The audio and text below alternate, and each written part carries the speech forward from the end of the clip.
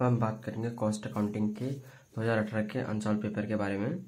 इससे पहले 15, 16, 17 कर चुका हूँ, ये 18 वाला है।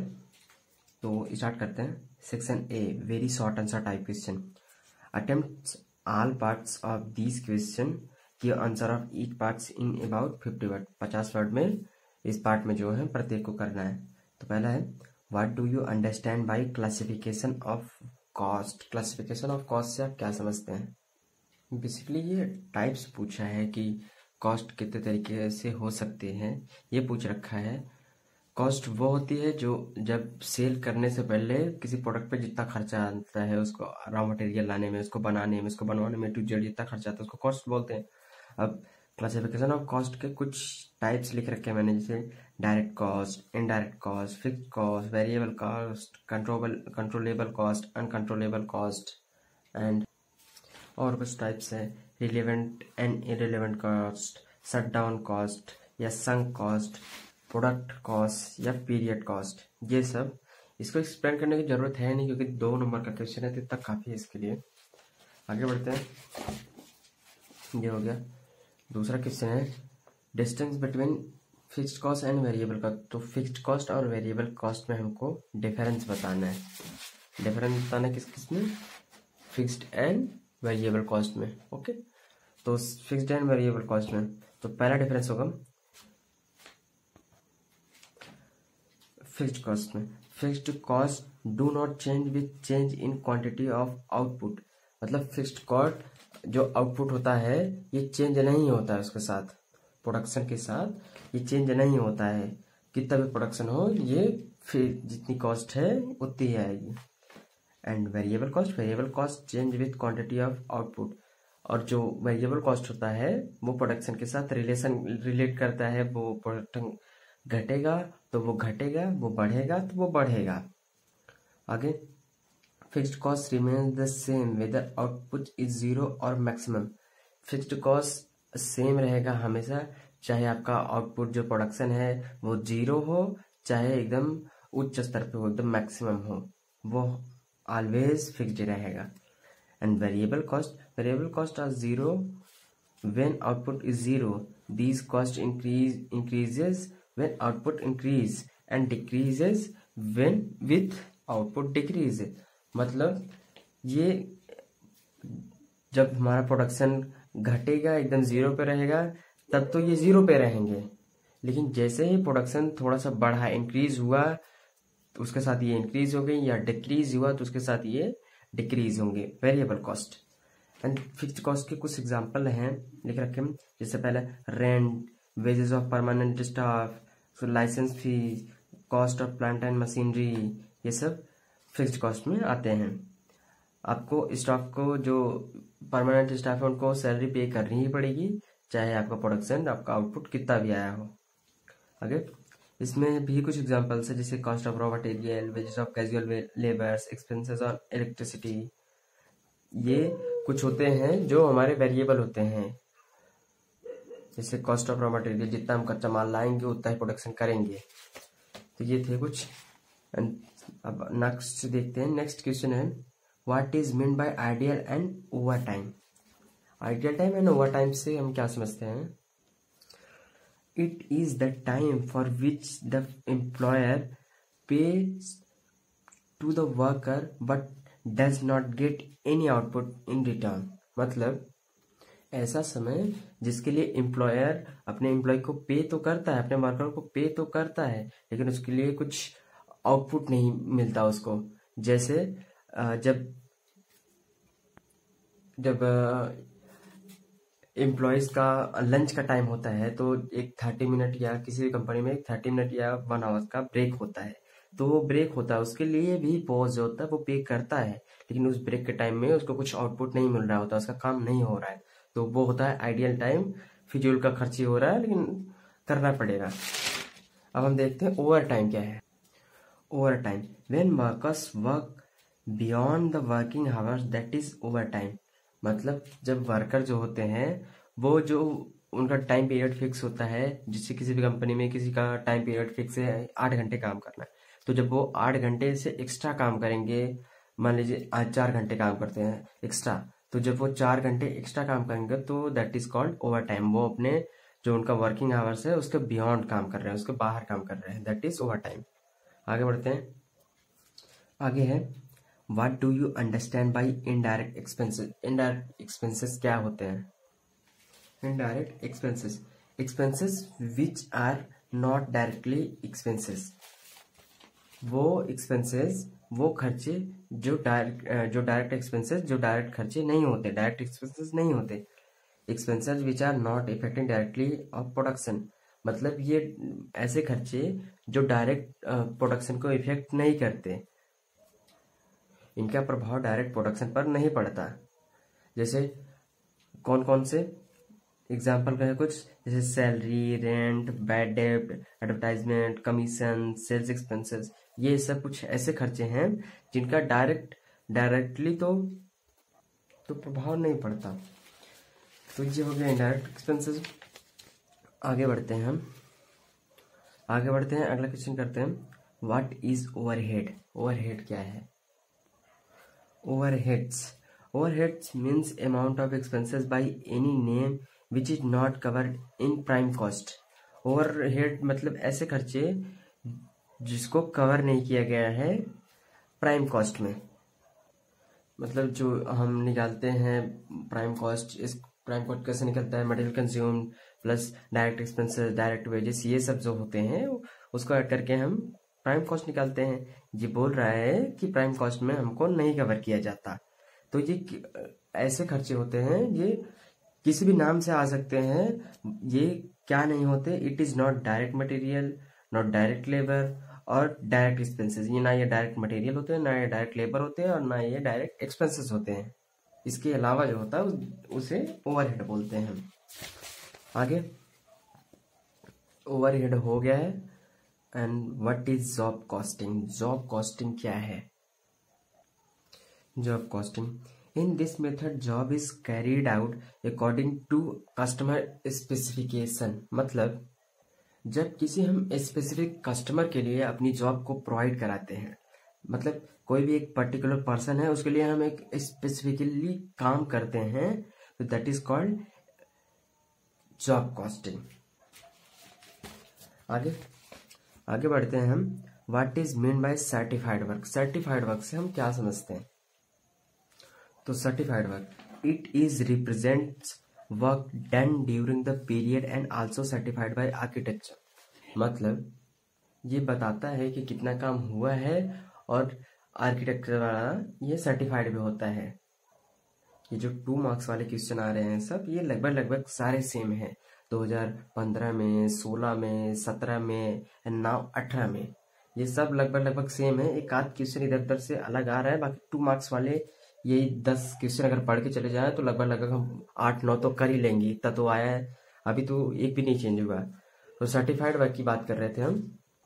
जब कोई बड़ा कॉन्ट्रैक्ट लिया जाता है तो जो कॉन्ट्रैक्टर होता है वो क्लेम, पैसे लेने के लिए मालिक से क्लेम करता है। वो बताता है कि जैसे मैंने 50%, मैंने 70% काम पूरा कर दिया है, आप मेरी पेमेंट इतना कर दीजिए। तो जो मालिक होता है, मान लेते हैं कि मालिक गवर्नमेंट है, अब जब बड़ा काम हो रहा था गवर्नमेंट करवा सकती है। गवर्नमेंट ने किसी कॉन्ट्रैक्टर को एक कॉन्ट्रैक्ट दिया है और जो कॉन्ट्रैक्टर है उसने गवर्नमेंट से बोला कि मैंने 70% काम पूरा कर दिया है, आप पैसा प्रोवाइड करा दीजिए, आप पैसा हमें दे दीजिए।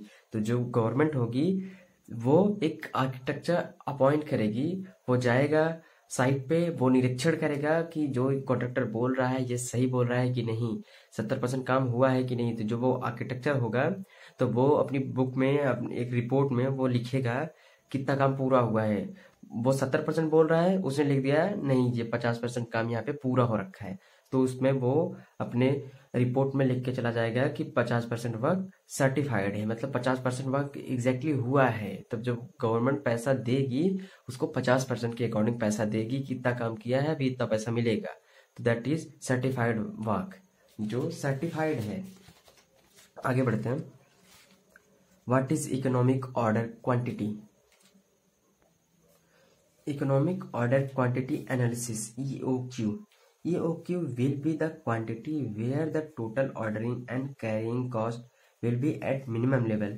This will be at the point where total ordering cost will be equal to total carrying cost। मतलब EOQ बराबर होता है किसके, जहाँ पर total ordering cost and carrying cost एकदम मिनिमम लेवल पे होते हैं। ये पॉइंट जहाँ पे ये दोनों मिनिमम लेवल पे होते हैं, उस पॉइंट पे टोटल ऑर्डरिंग कॉस्ट बराबर होता है टोटल कैरिंग कॉस्ट के। आगे आगे हम बढ़ते हैं। EOQ हो गया what is the concept of over absorption of overhead. यहाँ पे लिख रखा, भले मैंने अंडर है लेकिन यहाँ पे अंडर वाला यहाँ पे लिख रखा है और ये ओवर वाला है। When observed overhead greater than actual overhead then that is called over recovery और ओवर ऑब्जर्प्शन। मतलब जब कोई हम खर्चा फ्यूचर के लिए सोच के रखे हैं और जब वो करेंगे तो उससे कम आएगा। जैसे टेंडर प्राइस स्टेटमेंट जब निकालते हैं तो टेंडर प्राइस हम पहले डिसाइड करते हैं क्या होगा इस पर्टिकुलर प्रोडक्ट के लिए। तो यहाँ पर भी कुछ ऐसी बात है कि जो हम सोचते हैं फ्यूचर में जो काम करना है, जब वो जितने कॉस्ट पे हम सोचे रहेंगे उससे सस्ते में हो जाएगा तो वो होगा हमारा अंडर ऑब्जर्प्शन ऑफ ओवरहेड। वही ओवर जब हम सोचे रहेंगे और वो ज़्यादा खर्चा हो जाएगा तो वो हो जाएगा। ये ओवर हो गया। What is inter process profit, last वाला। इंटर प्रोसेस प्रॉफिट क्या है? To maintain secrecy of correct cost of process. तो सेक्रेसी को मेंटेन करने में हेल्प करता है। टू नो, अगला है to know whether the cost of production completes with the market price. मतलब ये पता लगाने में मदद करता है कि जो ये कॉस्ट ऑफ प्रोडक्शन हमारा कंप्लीट हुआ है, जो कॉस्ट आई है वो मार्केट प्राइस से कितनी अप है या कितनी डाउन है। आगे to find out the efficiency of each process. हर प्रोसेस में कितनी इफिशियंसी आ रही है उसको पता लगाने में। एंड आगे to know the profit included in each process. और ये पता लगाने में हेल्प करता है कि एक प्रोसेस में कितना प्रॉफिट इंक्लूड है। आगे बढ़ते हैं और लास्ट वाला देख लेते हैं। To know whether product should be processed internally और to be bought in the market. मतलब इससे ये पता चलता है कि जो ये वाला प्रोडक्ट हम बना रहे हैं ये अपने यहाँ से बना के हम लगाएं या ये मार्केट से इसको खरीद के लगाते, कौन सा सस्ता पड़ता है, हमें बनाने में सस्ता पड़ता है या मार्केट से लेने में सस्ता पड़ता है। आगे बढ़ते हैं। तो ये हो गया खत्म, सेक्शन ए वाला खत्म हो गया, very short answer type question. अब हम करेंगे शॉर्ट आंसर टाइप क्वेश्चन। तो attempts all question, give answer of each question in about 200 words. तो 10 मार्क का एक क्वेश्चन है, प्रत्येक को करना है और 200 वर्ड में करना है। तो क्वेश्चन क्या है? Differentiate between direct expenses and indirect expenses. तो इन दोनों की एक अलग से वीडियो पड़ी है चैनल पे, फिर भी इसको थ्योरीज को बाद में एक्सप्लेन करेंगे, अभी न्यूमेरिकल देखेंगे। तो देखते हैं। Find out the amount of raw material consumed from the following information. तो ये कुछ दिया है, हमें रॉ मटेरियल कंज्यूम करना है, फाइंड करना है। तो देखते हैं क्या है। ये जो क्वेश्चन है इसको मैंने अलग से एक सेपरेट वीडियो भी पड़ी है चैनल पे, ये वाला जो इसमें ये क्वेश्चन करवा रखा है। इस वाले क्वेश्चन में सिर्फ एक ये अमाउंट जो है, सिर्फ एक अमाउंट दिया है, इसकी हमें मदद से सारे अमाउंट्स को कैलकुलेट करना है। करवा तो रखा है, स्किप भी नहीं कर सकते, रिपीट कर लेते हैं एक बारी, देखते हैं। तो इस टाइप के क्वेश्चन में जहाँ पे सिर्फ परसेंटेज दिया रहे, उस टाइप में जो सवाल में दिया रहे, जिसमें जैसे देख के बताते हैं। ये रहा क्वेश्चन में जो ये सब नाम दिए हैं, पहले इस सबको स्टेटमेंट में फिल कर लेते हैं, सिर्फ नाम, तब सामने एक एक के सॉल्व करके लिखेंगे। जैसे इसमें क्या क्या है, रॉ मटेरियल कंज्यूम, वेजेस है और ऑफिस एक्सपेंसेस है, वर्क कॉस्ट है, कॉस्ट ऑफ प्रोडक्शन, ये सब दिया है। तो जैसे मटेरियल कंज्यूम का सिर्फ नाम लिख लेते हैं, जैसे मटेरियल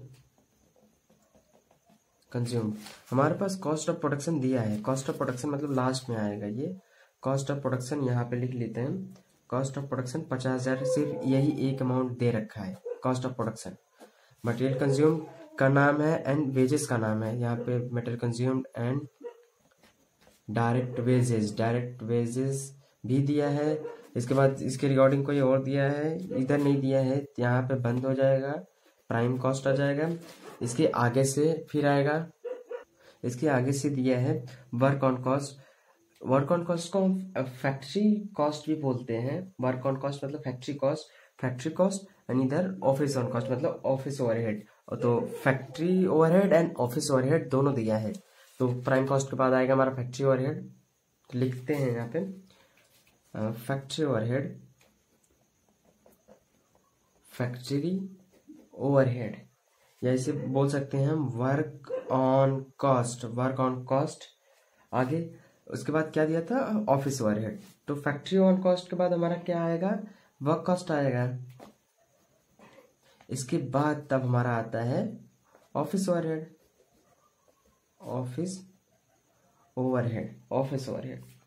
तो हमने जो सवाल में बोला था, जो नाम ले रखा था, उसको हमने फिल कर लिया है। अब हमने जो हमारा अमाउंट दिया था उसको फिल कर लिया है। अब इसकी सहायता से, इसके हेल्प से हम आगे बढ़ेंगे। तो सवाल ने बोला है, एक तरफ से पढ़ते हैं, work cost is 80% of cost of production. Work cost जो है वो 80% है कॉस्ट ऑफ प्रोडक्शन का। तो पहले भी बताया है, अभी भी बता रहे हैं, जिससे हम तुलना करते हैं वो 100% होता है। मतलब जैसे इसने बोला है कि वर्क कॉस्ट 80% है कॉस्ट ऑफ प्रोडक्शन का, तो कॉस्ट ऑफ प्रोडक्शन कितना होगा, 100% होगा। इसको सवाल को बताने की जरूरत नहीं है, इतना पता होना चाहिए। जिससे हम तुलना करते हैं वो 100%। तो वर्क कॉस्ट है 80% किसका, कॉस्ट ऑफ प्रोडक्शन का। तो जो वर्क कॉस्ट है ये वाला, ये 80% है। यहाँ पे लिख लेते हैं इसको। वर्क कॉस्ट जो है वो 80% है cost of production. Cost of production कितना दे रखा है हमारा, 50,000, सिर्फ यही दिया था। तो 50,000 ये कितना है, 100% है। और जो ये हमारा वर्क कॉस्ट है ये 80% है। इसको हम सॉल्व करेंगे तो ये आएगा 40,000 आएगा, 40,000। तो जब 40,000 ये आया है और 50,000 ये जब कॉस्ट ऑफ प्रोडक्शन आया है, कॉस्ट, तो 50,000 ये, 40,000 ये, बीच में हमारा ऑफिस ओवरहेड है। तो ऑफिस ओवरहेड कितना आ जाएगा, 40,000 जब ये है, 50,000 ये है, तो इसका बैलेंसिंग कितना आ जाएगा, ये आ जाएगा हमारा 10,000 रुपये। 10,000 रुपये बैलेंसिंग आ जाएगी। ऑफिस ओवरहेड ये वाला है, थोड़ा फॉर्मेट पहले बना लिए तो थोड़ा ऊपर नीचे हो गया है। तो आगे बढ़ते हैं हम क्वेश्चन को। Work on cost is 150% of office on cost. मतलब इसने बोला है, इस पॉइंट ने, कि वर्क ऑन कॉस्ट, जो वर्क ऑन कॉस्ट या फैक्ट्री ऑन कॉस्ट या फैक्ट्री ओवरहेड है, वो ऑफिस ऑन कॉस्ट का 150% है। ठीक है, ऑफिस ऑन कॉस्ट जो अभी अभी आया है ये वाला 10,000 रुपये, ये ऑफिस ऑन कॉस्ट है, ऑफिस ओवरहेड। तो ये 150% है। ये cost, work on cost office on cost का 150% है। तो ऑफिस ऑन कॉस्ट कितना हुआ, 100%। तो ऑफिस ओवरहेड जो है वो 100% है और वर्क ऑन कॉस्ट 150% है। तो यहाँ पे लिखते हैं हम, यहाँ पे कितना, ऑफिस ओवरहेड हमारा 10,000 है, ये कितना है, ये 100% है। इससे तुलना कर रहे हैं, जिससे तुलना करते हैं वो 100%। और ये कितना बोला है, वर्क ऑन कॉस्ट 150% है ऑफिस ओवरहेड का, तो ये 150। जब हम इस इक्वेशन को सॉल्व करेंगे तो ये आएगा 15,000 रुपये, 15,000 आएंगे। ठीक है, 15,000 आएगा।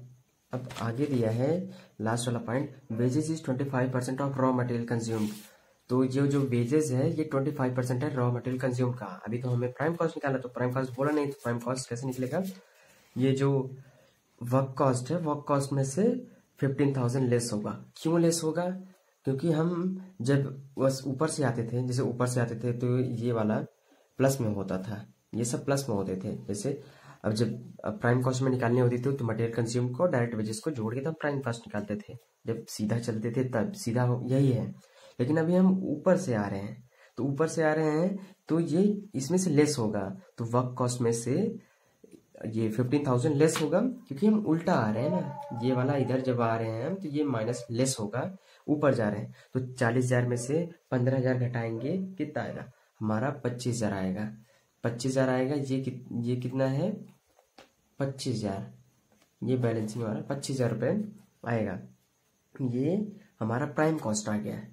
अब ये बोला है wages is 25% of raw material, मतलब इसने बोला है कि वेज जो ये डायरेक्ट वेजेस है वो 25% है किसके, रॉ मटेरियल कंज्यूम के, मतलब तुलना किससे कर रहे हैं, मटेरियल कंज्यूम से कर रहे हैं। इससे पहले ही बताया जब मटेरियल कंज्यूम जिससे तुलना कर रहे हैं तो वो 100% होगा। मतलब क्या कहना चाहते हैं, इसलिए वर्किंग नोट ले लेते हैं, वरना ऐसा बहुत कंफ्यूजिंग हो जाएगा। यहाँ पे एक वर्किंग नोट ले लेते हैं, वर्किंग नोट नंबर फर्स्ट। हम किसके लिए निकाल रहे हैं, प्राइम कॉस्ट के लिए निकाल रहे हैं, प्राइम कॉस्ट को डिफाइन कर रहे हैं प्राइम कॉस्ट के लिए। तो प्राइम कॉस्ट में ही प्राइम कॉस्ट किससे किससे मिलके बना है, एक हमारा मटेरियल कंज्यूम्ड है, मटेरियल कंज्यूम्ड, एक हमारा है डायरेक्ट वेजेस,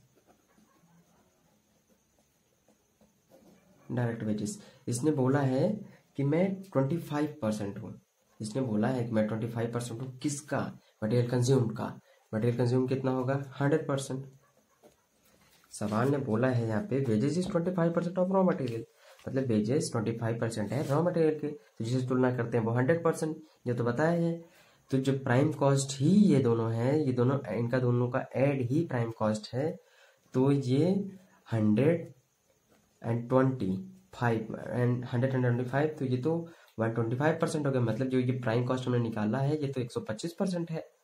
यहाँ पे लिख लेंगे ये जो प्राइम कॉस्ट है 125% का है, यहाँ पे 125% का है। और जब ये मटेरियल कंज्यूम और डायरेक्ट वेजेस प्राइम कॉस्ट में ही है, दोनों का ऐड ही प्राइम कॉस्ट होता है, ये तो हमें पता ही है।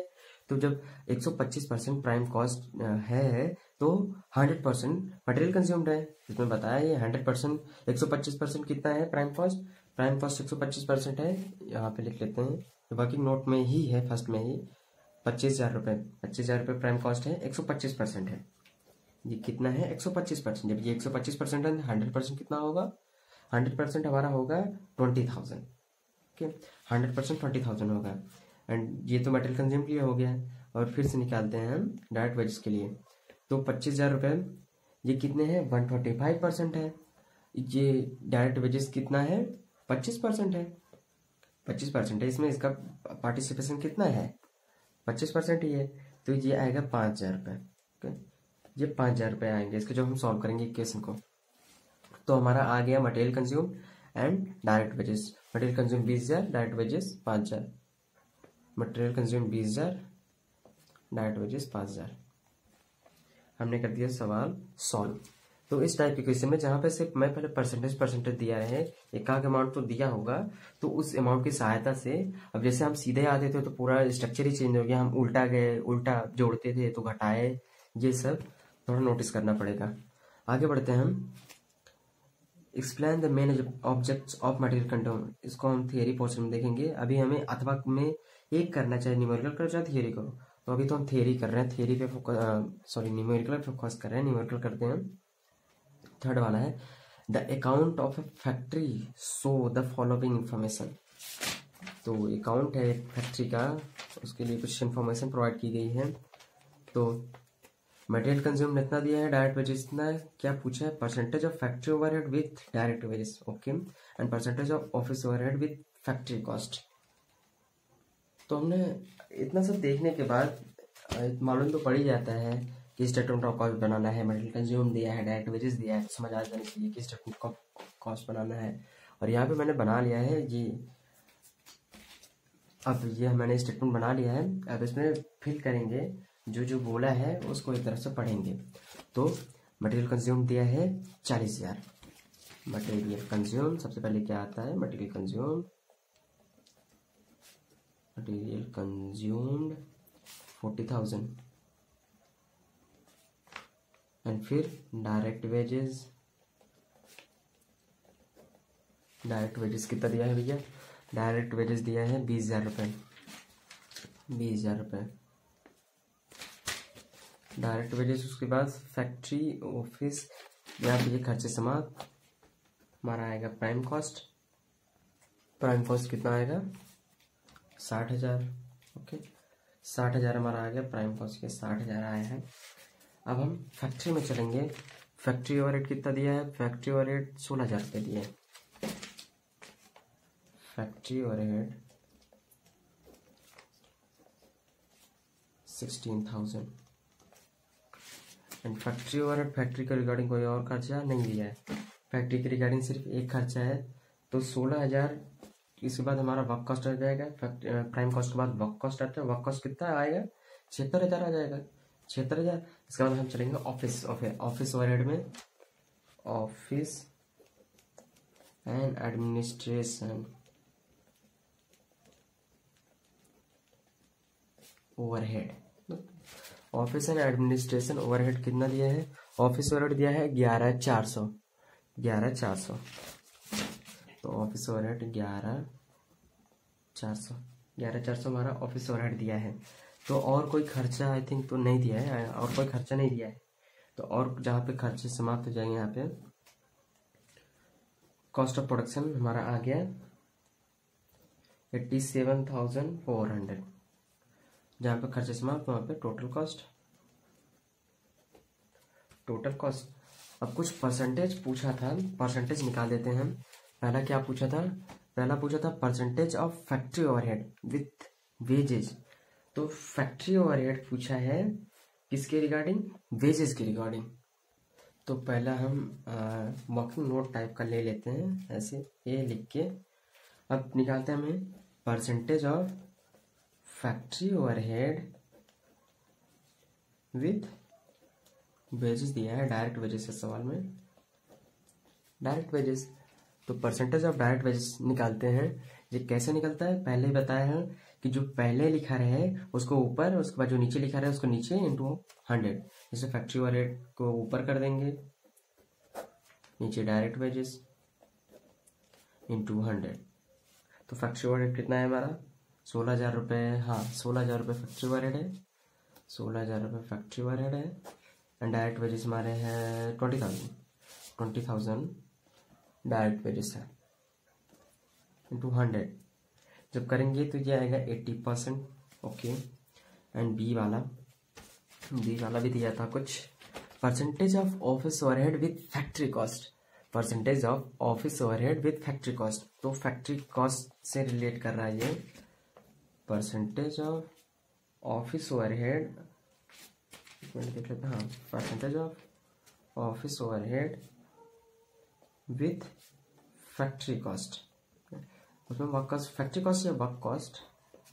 तो जो पहले लिखा रहे हैं उसको ऊपर, ऑफिस ओवरहेड को ऊपर, नीचे वर्क कॉस्ट कर देंगे इंटू 100 कर देंगे। तो ऑफिस ओवरहेड कितना था भैया 11,400 हमारा ऑफिस ओवरहेड था, 11,400। नीचे हमारा वर्क कॉस्ट कितना आया था 76,000 रुपये हमारा वर्क कॉस्ट आया था, इंटू 100 करेंगे तो हमारा ये 15% आ जाएगा। ये भी सवाल हमने सॉल्व कर लिया। तीसरा वाला भी आगे बढ़ते हैं।